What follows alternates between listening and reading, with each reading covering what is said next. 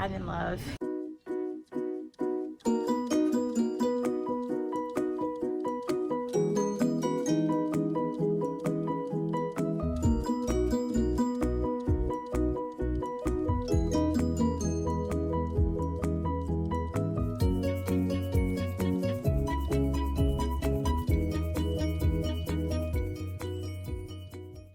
Hello, I wanted to come on and talk about my makes for the month of May. May is almost over, but I wanted to start making this video so I can just pull the footage together since, well, I might make some more stuff this month, so if I do, I'm sure I'll come back and show you. So this I finished up last night. It is one of the items that I had planned to make from my stash video, and I finally cut it out and made it. I had had it cut out for maybe a week and a half or so, and so I sewed it up last night. And this is the Simplicity, and I just put the pattern up last night. So it's the Simplicity 8046 pattern, and it's only one view. I didn't put the elastic, there's elastic in the bottom in the hem, which I haven't done in any of the makes that I made of this dress. I've made probably 7, I want to say. This is my 3rd one in my wardrobe. And I made 2 for my cousin and 1 for my aunt. Did I make 1 for somebody else? Oh, 1 for my sister-in-law.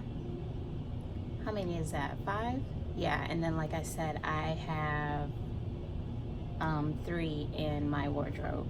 So this is size small.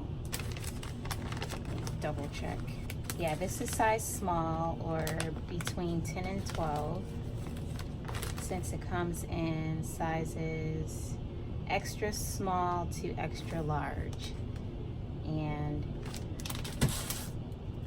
yeah, so this is just a knit that I got this fabric a while back, but it's from the Discount Fabric Outlet in Clawson, Michigan, and I'm not sure how many yards it takes. It takes a good amount of yardage.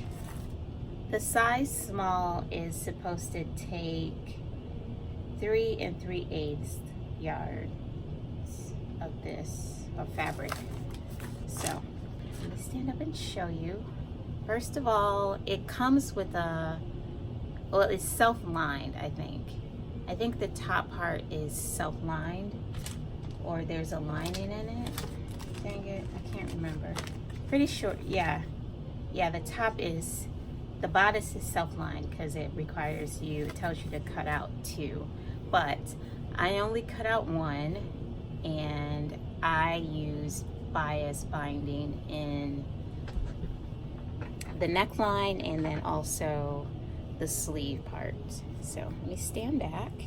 This is my dress of summer. Even though we have no plans of going anywhere, I just love this dress, period. That's why I have 3 in my wardrobe. So it has pockets, and it goes all the way down to my feet. So it's very loose fitted. I could probably even make an extra small, and I might actually try an extra small, but it's pretty roomy. I have plenty of room in it. I kind of cut the back a little further in. I was going for more of a racer back, but I still didn't cut in enough, so I'll have to maybe cut another ½ inch or whatever to make it more of a halter top, especially in the back. But I love it. I haven't hemmed it. With knits, you really don't have to hem, but usually I do something. Well, the last ones I've done, I've actually hemmed them, but this here lately, I've been like on this thing of not hemming or finishing the hems of my dress. Well, I shouldn't say finish, actually hemming the dress. I'll just like do like serge the hem of my items or whatever.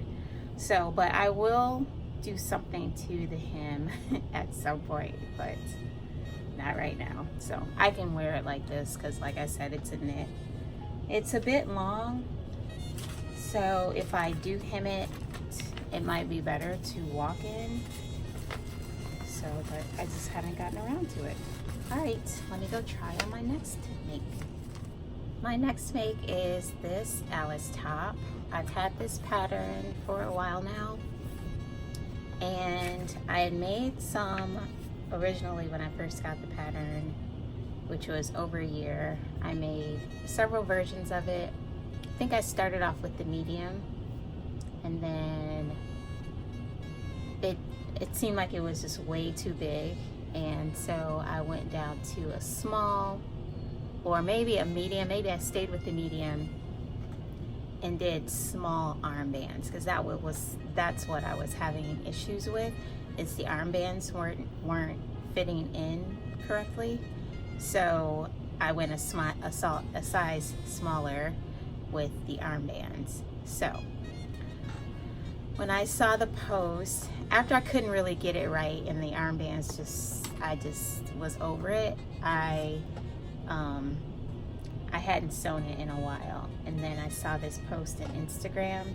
This girl had one. It looked like a linen blend, or a linen, and it was so cute, and I was like, that is so cute, and it motivated me to reevaluate this pattern. So I did a muslin. It was in this red polyester fabric that I had in my stash. I believe my mother-in-law gave it to me. It was more of a suiting fabric, but I did the muslin, and I was still having issues with the sleeves being too big. So I looked at the pattern to see if I had made sure I cut it correctly as far as the armbands, because it was a PDF pattern. So you have to be really precise with when you tape those patterns together. So I looked at that, and that looked fine. And so, like I said, it was just still the sleeve, the armbands were just still too big.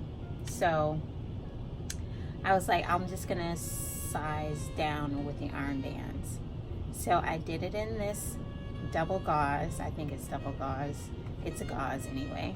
So I knew I wanted to make this top in this. This was my desired fabric, and I was very cautious as far as cutting into it, because I've had it for a while now. And when I decided I just needed to maybe make the armband smaller, in a smaller size, and see if that worked, I went ahead and cut into it. Well, this was at night, and probably not the best idea to cut into it when it was like super late. I don't know how late it was, but pretty sure it was late. And after I went to bed, I was like, I probably should have ironed that fabric first. What did I cut it in a size small. So this is small, and then the armbands are extra small. And it was already cut out, so I was just like, I'm just gonna roll with it and see how it turns out. So this is it. I didn't do the understitching because I was just like, no, I'm just gonna, because when you do understitching and you mess up, it's like something not right. It's a nightmare to unpick and redo understitching once you've understitched. So I didn't do understitching in this piece, or I think it asked for understitching in the sleeve. No, maybe not. I'm not sure. Anyways, I didn't do any understitching. You could kind of see the fabric is not, I guess that's just the way this fabric is. but it doesn't seem like it's maybe even, or it looks like it's not cut right. That's what it looks like. But the sleeves fit good. So this is how the sleeves look for the armbands. So they came out good. And then it has this gather in the front. I don't make many tops, but like I said, when I saw the lady on Instagram, I was just like, I'm making that, and I'm gonna make the top. Here it is.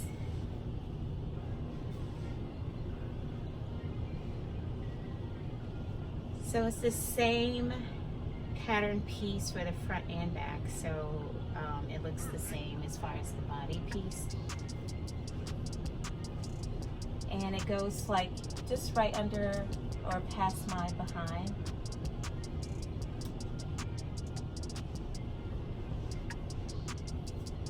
And I just have it on with jeans, ready to wear jeans, and I love it.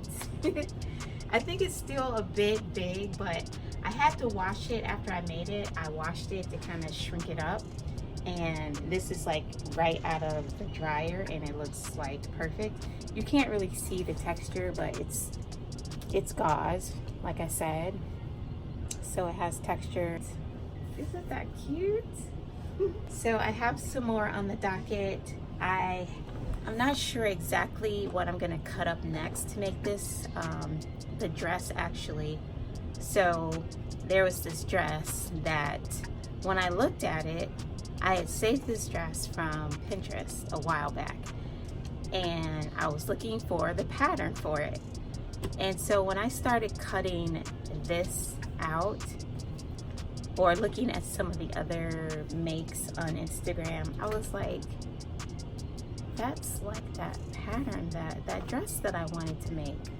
So that's what I'm gonna show you next, what I made as far as the other dress that inspired me, that was basically the same as this one, only it's a dress. So I'll be back to show you. So here's my next make. This is a combination of the Ellis Dress, just this pattern, the McCall's 7116 for the sleeves, and you see it has the flutter sleeves, so I used that pattern piece for the sleeves. And I did a ruffle originally. This is a muslin actually, and I made this muslin from a sheet that I bought a couple weeks ago, and I had made something else. I made my jumpsuit, my Yanta jumpsuit, out of this fabric too. And I was so excited. It's like crazy how you can see a dress maybe on Pinterest or whatever, or Instagram, and you be like, oh, I want that dress, I want to make that dress, or whatever it is, and not even realizing that you already have the pattern, even if it's like a piece from this pattern and a piece from this pattern. It's like you can do like a hack or whatever and combine patterns to make your dream item or garment. So that's what happened. So let me stand up and show you. So I made the yoke a little shorter, about an inch shorter, and I did, this is a size small, and the sleeves from this pattern, from the McCall's pattern, was a 14, but the sleeves weren't quite big enough, so I had to do a lot of easing, which is what I was having an issue with originally with this pattern, but it was the opposite way. The armbands were too big. So next time I make this, I already cut it out with the bigger size flutter sleeve. So it's not the best because, like I said, this is just the muslin, but I'm super excited that now I can make my dream dress. So here's how it looked. So it goes right, it's a couple inches above my knees.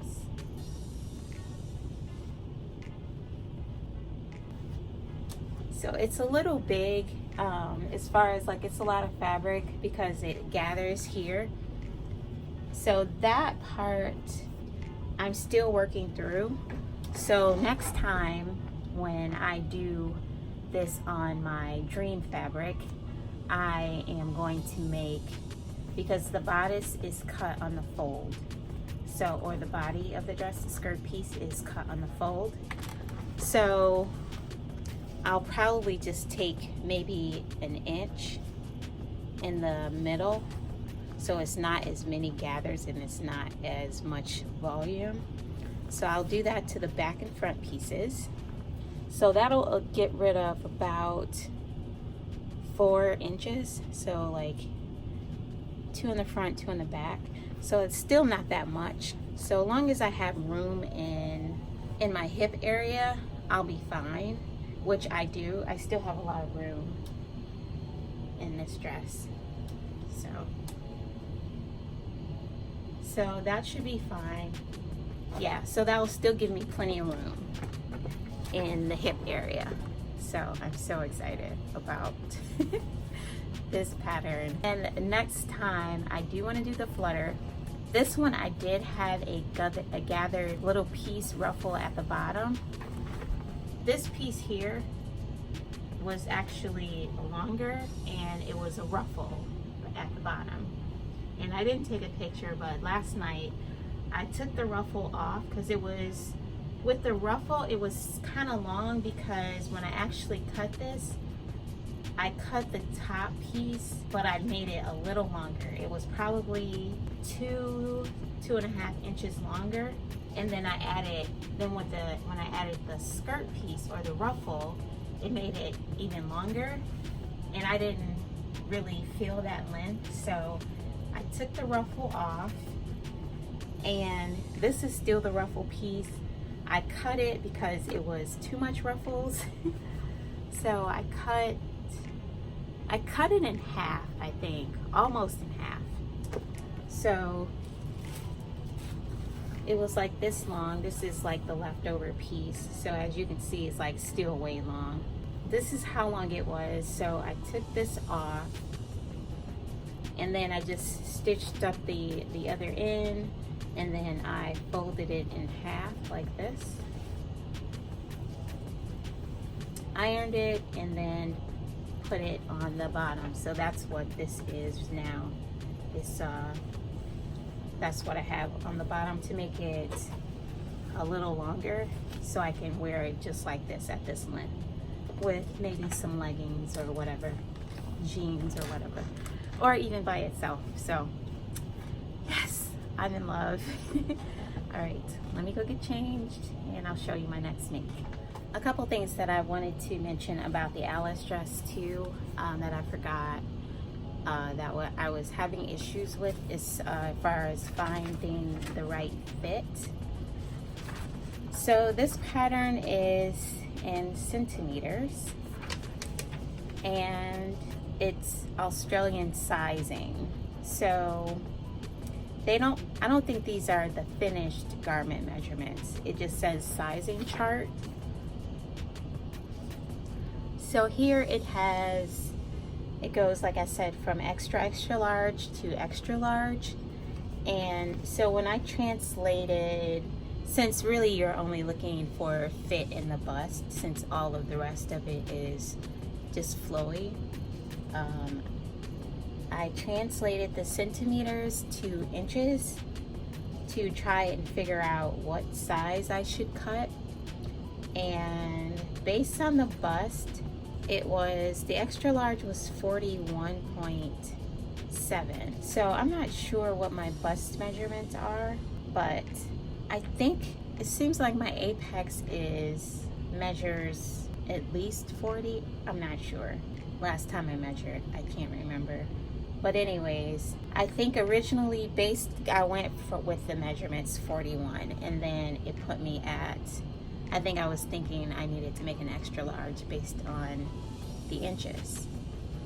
But I was like, no, I'm pretty sure the extra large is going to be too big. So that's why I went with a medium, since usually I'm in the medium category. But since this is Australian sizing, I didn't really know what size I should put myself in. So that was the issue I was having there. I believe this dress, as far as, I think the top took me about 2 yards almost to make. If you go based on the meters needed for this, it's an extra small would be 1.5 meters. So if you make the dress, the extra small or the small would be almost 2.5 yards or meters. So I figured it was going to take me about a little more than 2 yards, and it did. So I can't remember how much yard. Well, even with the dress, it's probably about 2.5 to 3 yards needed. So there's that. The instructions were pretty easy to follow. I really didn't have any difficulty with that. So yeah, I'm gonna, like I said, make the dress next time, and then I'm also going to input pockets, because it does have pockets for the dress. So all right, my next make is this Tessuti apron dress. I have several apron dress patterns, and whenever I see a new one or one that I don't have, I want to make it. So I don't know if I've had success with these or not, but I still love them. And this is a pattern that Tessuti came out with just recently, and it was a free pattern, so of course I was gonna get it. So I got it, and I made it with this fabric, which is a fabric that I had in my stash for a while. And this fabric wasn't even really on my radar, because it was kind of like off in my side stash that I have over there. And it was a really stiff fabric when I originally had it, and I don't think I ever washed it until recently when I was going to make this. So I decided that this dress pattern would be perfect for this fabric. And I don't know how long I've had this fabric, but I've had it for a long time. And I was going to actually make a Dana bag, but I'm glad I didn't, and saved it for this apron dress. So this apron dress is a one size fits all, and yeah, I like it. It's not much different than the other apron dresses that I've made before. I did struggle with this piece here as far as getting the strap in the right place. And like I mentioned earlier, this requires understitching. And when you do understitching, it's like it's hard to redo it. Like once you start putting it together, to have to go back and undo the understitching and the original understitching, it's a hassle. So that's the problem I had with attaching these straps. And I don't know if you can see it, but like this doesn't even come together. Like right here is where the stitching, I had to unstitch it with the understitching and restitch it and try and get it in the right place. This one came together a lot better, and I just made this one work. But here's the fabric. You can see it better now. It's like some light neutral colors and some grays and browns, and it's cute in this fabric. So let me stand back. It has a pocket here. I'm not a fan of this pocket. It's kind of a kangaroo pocket, but you can only get into it from the top, and I'd rather like be able to get into it from the sides. But here it is. Crisscrosses in the back. So as you can see, it kind of opens in the back, so I can't wear it just like this. I have to wear jeans or leggings or something. But that's like the main thing that I love about these apron dresses is the crossback.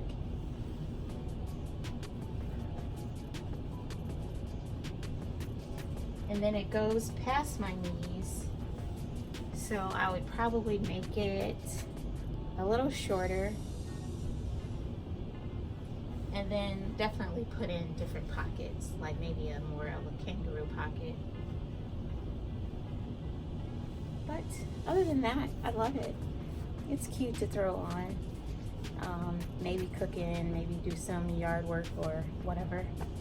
So yeah, this is the Tessuti apron pattern. All right, let me go show you my next knee. So I saved the best for last. This is probably my favorite pattern, at least currently. This is the York Pinafore by Helen's Closet, and I made 3 so far. And the size that I made was medium, I think. What are the sizes for this? My pattern pieces are over on the side.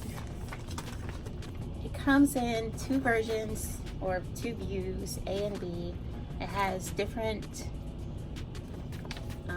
length options and different pocket options. It has the kangaroo pocket, and then it has the 2 side pockets. They're kind of like inseam pockets, but you reach into them from the top or like the diagonal here, so it's not like the opening is on in the seam. And it takes bias tape and about 2 yards, I want to say. I made a size 14, and it takes about between 1.7 and 2.2 yards of fabric, depending on the width of your fabric. So the first one I made, this was my wearable muslin, and I don't know if I made this in May or April. But anyways, here's my first one. I think it has you actually hem the pockets, the edges of pockets, but I just serged them and put them on. And then I put bias tape here, and you have it's bias tape here too, and also the neckline, and also the hem. This is in a polyester suiting fabric that my mother-in-law gifted me, and there's nothing that I don't love about this pattern. Can I think of anything? I can't think of anything. So yeah, this is my first one. Then I made this one also in some, well actually this is like a twill. Yeah, this is a twill fabric that my mother-in-law also gifted me. It's a little dirty, but that's that. I didn't even hem this one, and I wear it just like this. I actually used 2 different bias tapes because I guess I ran out of it. So anyways, I don't care. And then I also made one to match this fabric. And here it is. And this one, actually, I put the kangaroo pocket in this one. The other 2, I did the side pockets, yeah. This one, I just did the kangaroo pocket. And I shortened all of these by at least 2 to 3 inches. I can't remember. And I made the shorter length. So that's that. Hopefully I have some pictures I can pop in of these with me wearing them.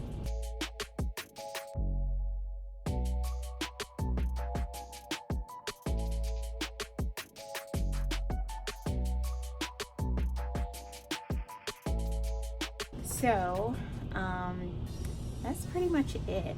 And well, other than mask, I have been doing masks too still, but I did take a break from doing mask, kind of like a 2-week break. So, and that felt good to not do mask. I just needed a break to do some fun sewing, so I did. And yeah, I think that's pretty much it. All right, hopefully you've enjoyed this video. Please don't forget to subscribe and like my video. All right, bye. Perfect.